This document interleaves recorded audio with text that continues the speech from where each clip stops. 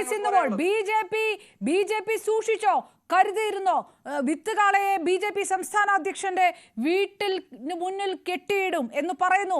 BJPയിൽ നിന്ന് കോൺഗ്രസിലേക്ക് പോയ സന്ദീപ് വാര്യരുടെ പോസ്റ്റ് വരുന്നു. കോർ കമ്മിറ്റി അംഗത്തിനെതിരായിട്ടുള്ള പീഡന ആരോപണമെന്ന് നേരത്തെ തന്നെ ഒരു ഹിന്റ്. ഇന്നൊരു പീഡന പരാതി വരുമ്പോൾ ബോംബ് പുറത്തേക്ക് വന്നില്ലേ? ആ ബോംബ് കോൺഗ്രസ്സുകാരല്ല, അവരുടെ പാർട്ടിക്കാർ അകത്തിട്ട് പൊട്ടിച്ചതാണ് എന്നതേ വസന്ത് തെങ്ങുംപള്ളി പറഞ്ഞു കഴിഞ്ഞിരിക്കുന്നു. കോൺഗ്രസിന്റെ ഇത് എവിടേക്കാണ് പോകുന്നത്, എന്തൊക്കെ കാര്യങ്ങളാണ് പ്രതിരോധിക്കാൻ വേണ്ടി പുറത്തേക്ക് വരിക എന്നുള്ള വലിയ ചോദ്യമാണ്. BJPയും ഈ നാണക്കേടിന്റെ ഒരു പങ്ക് ചുമക്കുകയാണോ ഇപ്പോൾ?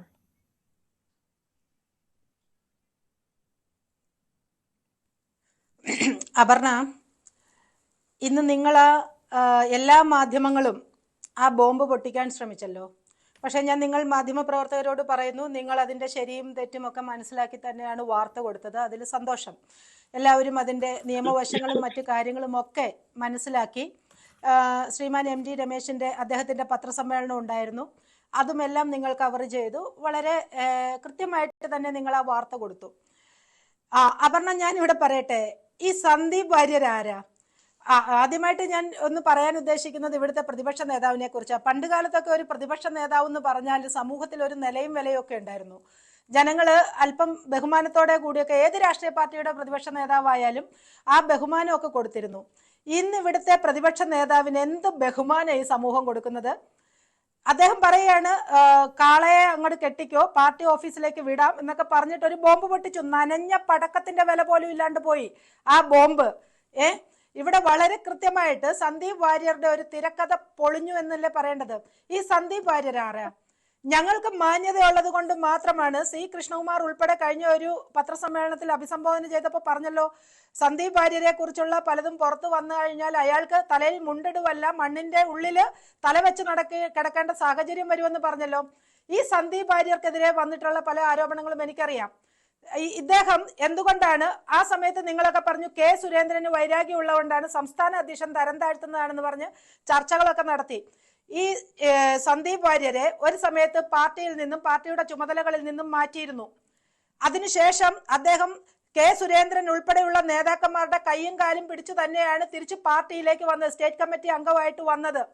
അത് ആരെ ചുറ്റിപ്പറ്റിയാന്ന് ഞാൻ പറയുന്നില്ല, കാരണം അതൊരു കുടുംബത്തെ ബാധിക്കുമെന്നുള്ളത് കൊണ്ട് ഞങ്ങൾ അങ്ങനെ തെരുവിലേക്ക് ഞങ്ങളുടെ പെൺകുട്ടികളെ ഒന്നും ഇട്ടുകൊടുക്കാൻ ആഗ്രഹിക്കുന്നില്ല. അതുകൊണ്ട് തന്നെയാണ് അത് പറയാത്തത്. അപ്പോൾ അങ്ങനെ ഒരു കാര്യത്തിൽ അത് അവിടെ നോക്കൂ, കൃത്യമായിട്ട് BJPയുടെ മുന്നിൽ വന്ന പരാതിയിൽ അന്വേഷണം നടത്തി ഇയാൾക്കെതിരെ, ഈ സന്ദീപ് വാര്യർക്കെതിരെ പാർട്ടി എടുത്ത നടപടിയാണ് അയാൾ പാർട്ടിയുടെ ഔദ്യോഗിക സ്ഥാനത്ത് നിന്നും പുറത്തു മാറി നിൽക്കേണ്ടി വന്നത്. അതിനുശേഷം അദ്ദേഹം നിലവിളിച്ച് കരഞ്ഞു പിടിച്ചാണ് അകത്ത് വീണ്ടും സ്റ്റേറ്റ് കമ്മിറ്റി മെമ്പറായി വന്നത്. അവിടെ ഈ പറഞ്ഞ പോലെ രാഹുൽ മാങ്കൂട്ടം ഇടപെട്ട പോലെ എന്താണ് MLA സ്ഥാനത്ത് ഇരുന്ന് ചെയ്യേണ്ട കാര്യങ്ങളെല്ലാം മറ്റു പലതും ചെയ്തുകൊണ്ട് പെൺകുട്ടികൾക്കുണ്ടായ ആ ഒരു ഗൗരവത്തിലേക്ക് കാര്യങ്ങളൊന്നും പോയില്ല. എങ്കിലും മാനസികമായി സഹപ്രവർത്തകന്മാരെ ശല്യപ്പെടുത്തി പീഡിപ്പിച്ചിട്ടുണ്ട് എന്നുള്ളതിന്റെ പേരിൽ നടപടി നേരിട്ട ഈ സന്ദീപ് വാര്യർ ഈ ബോംബല്ല, ഇതിലും വലിയ ന്യൂക്ലിയർ ബോംബ് ഇവിടെ കൊണ്ടുവന്ന് BJP നേതാക്കന്മാർക്കെതിരെ പൊട്ടിക്കാൻ ശ്രമിച്ചാലും അതൊക്കെ ഇതിലും വലിയ നനഞ്ഞ പടക്കമായി പോകത്തേ ഉള്ളൂ. അപർണ, ഇദ്ദേഹത്തിന്റെ മോട്ടീവ് എന്താ? 2011 മുതൽ ഇദ്ദേഹം C. കൃഷ്ണകുമാറിനെയും അദ്ദേഹത്തിന്റെ കുടുംബത്തെയും വേട്ടയാടുകയാണ്. ഇവിടെ എല്ലാവർക്കും അറിയാവുന്ന ചരിത്രമാണ്. ഒരു കുടുംബത്തെയാണ് വേട്ടയാടുന്നത്. കുടുംബ സ്വത്തുമായി ബന്ധപ്പെട്ട ഒരു തർക്കത്തിന്റെ പേരിൽ ആ തർക്കത്തില് കോടതിയിൽ വന്ന കേസുകളൊക്കെ, ആ ജഡ്ജ്മെന്റ് ഒക്കെ നിങ്ങൾക്ക് കിട്ടിയിട്ടുണ്ടല്ലോ. ആർക്ക് അനുകൂലമായിട്ട് വിധി വന്നു? ഞാൻ ചോദിക്കട്ടെ, ഒരു പീഡന പരാതി ഉണ്ടെങ്കിൽ ഈ കഴിഞ്ഞ ദിവസം ഇന്നലെ രാജീവ് ചന്ദ്രശേഖർജിയുടെ മെയിലിലേക്ക് പരാതി അയക്കുകയാണോ പരാതിക്കാരി ചെയ്യേണ്ടത്? എന്താ ചെയ്യേണ്ടത്? പോലീസ് FIR ഇട്ട് കോടതിയിൽ ചെന്ന കേസ് വാസ്തവവിരുദ്ധമായ കാര്യങ്ങളാണ് അതിൽ പ്രതിപാദിക്കുന്നതെന്ന് കണ്ടെത്തി അവിടെ ഡിഫാക്ടോ കംപ്ലൈന്റിന് വളരെ വാസ്തവവിരുദ്ധമായ കാര്യങ്ങൾ അവതരിപ്പിച്ചുകൊണ്ട് മുന്നോട്ട് പോകുന്നു എന്ന് മനസ്സിലാക്കിയപ്പോൾ അതെടുത്ത് വലിച്ചെറിഞ്ഞു കോടതി. ആ പരാതി നിലവിലില്ലാണ്ടായി.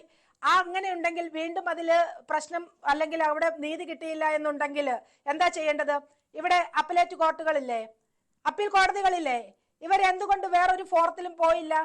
കൃത്യമായിട്ട് വസ്തുതർക്കം സംബന്ധിച്ച ജഡ്ജ്മെന്റുകൾ വന്നിരിക്കുന്നു. C. കൃഷ്ണകുമാറിനെതിരെ ഇവർ മറ്റൊരു ഫോറത്തിലും ഒരു കംപ്ലൈന്റിനും പോയിട്ടില്ല. ഇപ്പോൾ സന്ദീപ് വാര്യർ എഴുതിയ തിരക്കഥയ്ക്കനുസരിച്ച് ഒരു അല്ല ശ്രീമതി ടി പി സിന്ധുമോൾ ഈ പരാതി വന്നത് അകത്തു നിന്നാണെന്നാണ്. അതായത് ശ്രീമതി ടി പി സിന്ധുമോൾ നേരത്തെ പരാതി അല്പം വൈകിയതുകൊണ്ടാണ് വസന്ത എടുത്ത് പറയുന്നത് ഈ പരാതി വന്നത് ഇന്ന് പൊട്ടിയ ബോംബ് പൊട്ടിയത് ബോംബ് ഉണ്ടാക്കിയത് പൊട്ടിച്ചതൊക്കെ BJP-യുടെ അകത്തു നിന്നാണ്.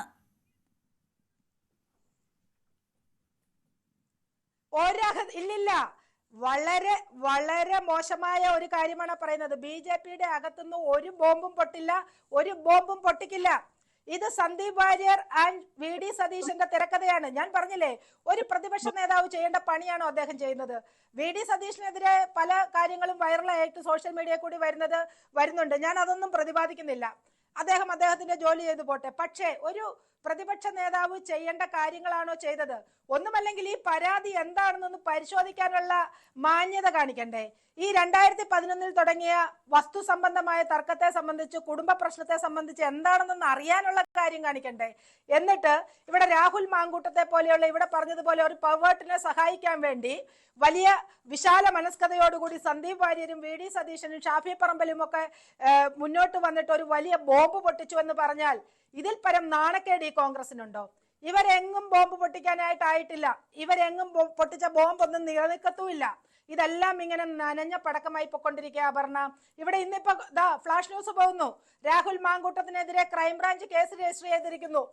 ഞാൻ ചോദിക്കട്ടെ, ഇത്രയധികം കേസുകൾ ഒന്നിച്ച് ഒരു പരാതിയല്ല, 2 പരാതിയല്ല, എത്ര പെൺകുട്ടികളുടെ പരാതിയാണ് ഈ യുവകോമളനായ MLA-ക്കെതിരെ വന്നിരിക്കുന്നത്? എന്നിട്ട് ഇവിടെ അഡ്വക്കേറ്റ് വസന്ത് ഇവിടെ വന്നിരുന്ന് ന്യായീകരിക്കുക രാഹുൽ മാങ്കൂട്ടത്തിനെ. രാഹുൽ മാങ്കൂട്ടത്തിന്റെ പാർട്ടിയിലാണ് കട്ടപ്പമാരുള്ളത്. വസന്തിന്റെ പാർട്ടിയിലെ കട്ടപ്പയുള്ളത്. അതുകൊണ്ടല്ലേ കോൺഗ്രസിന്റെ ഉള്ളിൽ നിന്ന് തന്നെ ഈ പരാതികളെല്ലാം വന്ന് കോൺഗ്രസിൽ തന്നെ നിൽക്കുന്ന സ്ത്രീകളല്ലേ ഈ പരാതി കൊടുത്തത്? കോൺഗ്രസിന്റെ തന്നെ വനിതാ നേതാക്കന്മാരല്ലേ രാഹുൽ മാങ്കൂട്ടം MLA സ്ഥാനം രാജിവെക്കണമെന്ന് പറഞ്ഞത്? എന്നിട്ട് എത്ര ബാലിശമായിട്ടുള്ള വാദങ്ങളുമായിട്ടാണ് വസന്ത് ഇവിടെ വന്നിരുന്ന് രാഹുൽ മാങ്കൂട്ടത്തെ ന്യായീകരിക്കാൻ ശ്രമിക്കുന്നതെന്ന് കാണുമ്പോൾ സത്യം പറഞ്ഞാൽ ആക്ഷേപം തോന്നുകയാണ് വസന്തേ. ഇങ്ങനെ ഒരു പെണ്ണുപിടിയനെ ചുമന്ന് നടക്കാൻ നിങ്ങൾക്ക് എന്താണ് ഭയം? നിങ്ങളെ ആരെയാണ് ഭയക്കുന്നത്? രാഹുൽ മാങ്കൂട്ടത്തെയും മറ്റും നിങ്ങൾ എന്തുകൊണ്ടാ ഭയക്കുന്ന വസന്തേ? അത് തുറന്നു പറ. VD സതീശനെതിരെയും ഷാഫി പറമ്പലിനെതിരെയും ഒക്കെ എന്തെങ്കിലും കാര്യങ്ങൾ രാഹുൽ മാങ്കൂട്ടത്തിന്റെ ഒക്കെ കയ്യിലുണ്ടോ? നിങ്ങൾ അത് പറ. എന്തിനിങ്ങനെ ഭയക്കണം? ഈ നാട് മുഴുവൻ, പാലക്കാടുകാര് മുഴുവൻ പെണ്ണുപിടിയനാണെന്ന് പറഞ്ഞ ഒരു MLA-യെ ചുമക്കാൻ കാണിക്കുന്ന വ്യഗ്രത എന്തിനാണ്? അതാണ് ഞാൻ ചോദിക്കുന്നത്. അദ്ദേഹത്തിന്റെ കയ്യിൽ ഉള്ളതുകൊണ്ടാണോ ഭയന്ന് നിൽക്കുന്നത്? ശ്രീ സിന്ധുമോൾ, ഉമാ തോമസ് ഒക്കെ എടുത്ത ആർജവം നിങ്ങളും കാണിക്കൂ. ആ അന്വേഷണം കഴിഞ്ഞ് പൂർത്തിയായി മടങ്ങി വരുന്നോളം വരെ സംസ്ഥാന കമ്മിറ്റിയിൽ വേല കാണരുത് എന്ന് കൃഷ്ണകുമാറിനോട് പറയൂ. അങ്ങനെ ആർജവമുള്ള നിലപാടെടുക്കും അങ്ങ്. സിന്ധുമോൾ അടങ്ങുന്ന കൃഷ്ണകുമാറിനെതിരെ അഡ്വക്കേറ്റ് അല്ലേ വസന്തേ? വസന്ത് എത്ര ബാലിശ വസന്ത് ഞാൻ മനസ്സിലാക്കുന്നു നിങ്ങൾ ഒരു പ്രാക്ടീസിംഗ് ലോയർ ആണെന്ന് മനസ്സിലാക്കുന്നു. 2011 മുതൽ കോടതിയിൽ കയറി ഇറങ്ങി അനുകൂലമായി വിധി സമ്പാദിച്ച ഒരു കേസ് കൊടുത്ത പീഡന പരാതിയിൽ കഴമ്പില്ല എന്ന് പറഞ്ഞ് കോടതി വലിച്ചെറിഞ്ഞ കേസ് ഒരു കുടുംബത്തെ മുഴുവൻ തച്ചുടയ്ക്കാൻ വേണ്ടി സന്ദീപ് വാര്യരെ പോലെയുള്ള ഏറാമൂളികൾ ഇടക്കി വിടുന്ന നാടകത്തിൽ കൃഷ്ണകുമാറിനോട് പാർട്ടിയിൽ നിന്ന് മാറി നിൽക്കണമെന്ന് പറയാൻ മനസ്സില്ല വസന്തേ. അതിന്റെ ഒരു ആവശ്യവുമില്ല. ശരി, ഞാൻ തിരികെ